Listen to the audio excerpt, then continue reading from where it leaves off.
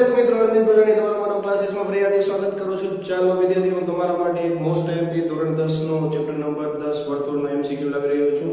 બરોબર, તો જોઈ લેજો કે આપેલા આકૃતિમાં જો ખૂણો RPS 25 દીધો હોય છે તો RS તમારે શોધવાનું છે. જો આ તો આ RPS છે જે તમને 25 દીધો છે, તો તમારે RS એટલે કે એક્ઝેક્ટ એની સામેનો ખૂણો શોધવાનો હોય. તો તમારે કરવાનું શું છે કે તમારે એને 180 માંથી તમારે ડાયરેક્ટ 25 બાદ કરી નાખવાના.